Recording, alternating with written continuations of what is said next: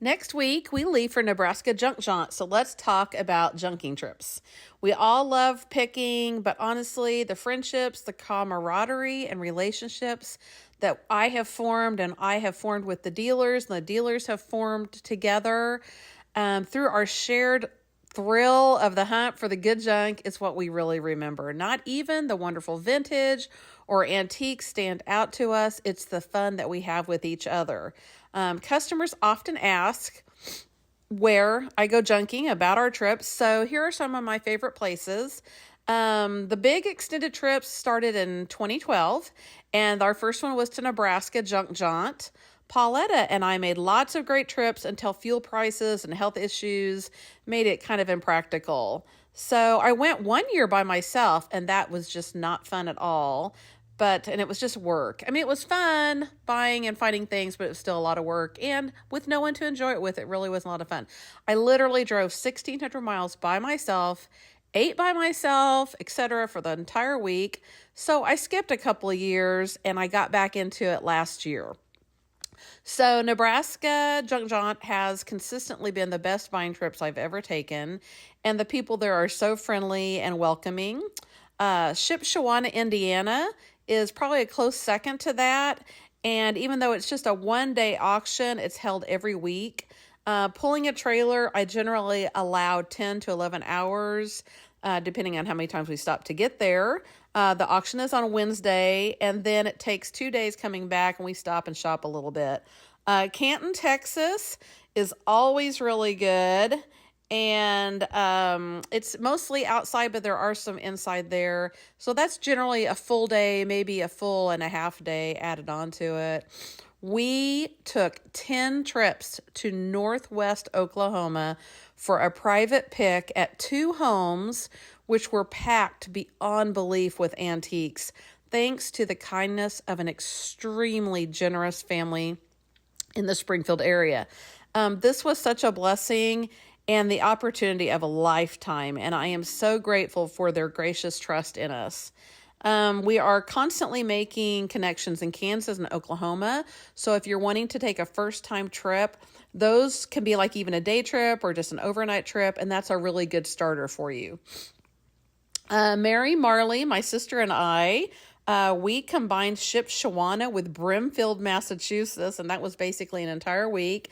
Long trip. Rutledge and Colony, Missouri, which is in Northeast Missouri, has a great monthly swap meet, and that's a well worth like a weekend trip for sure. This year, Marley, Brenda, my sister, and I did the Great River Road. It's an organized garage sale which runs along the Mississippi River in Minnesota and Wisconsin. We loved it, and I highly recommend it. Red Wing, Minnesota is a great place to stay, and if you love pottery, that is where Red Wing Pottery, it's kind of hard to say, Red Wing Pottery, that's where the museum is, and it's really an awesome stop. We shopped in Iowa on the way back, and I stopped at a place that I follow, which was Hoppy's Primitives in LaPorte City, Iowa, and that is absolutely a must stop.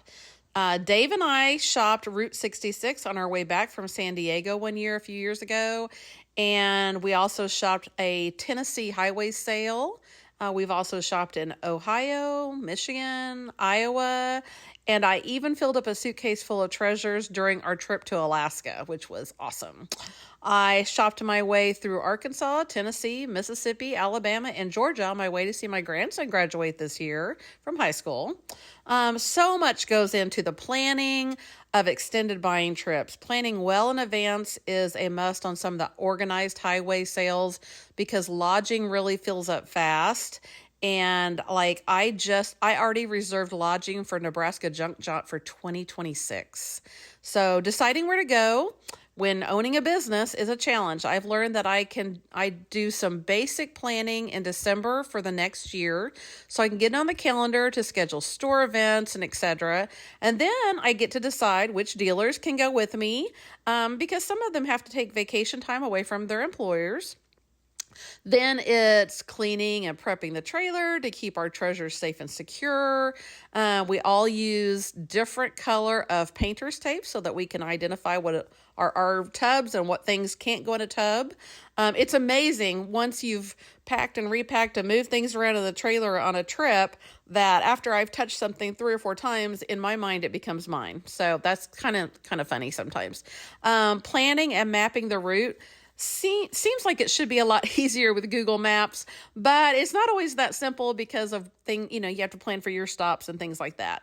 Then you have to make sure that the trailer actually tracks behind you during the trip, and that's not even a funny story. So we have shopped in the cold, the rain, and in the blistering heat. We have climbed into places which probably were not safe and sound. We've crawled into attics and cellars and really low and dark basements. We've fought off evidence of rats and mice and bugs and spiders. And, when you're standing in a metal trailer trying to stack and pack totes, and it's so hot and the sweat is just rolling off of you and getting in your eyes, that is just not really fun. And I don't know why I keep doing it, but I do.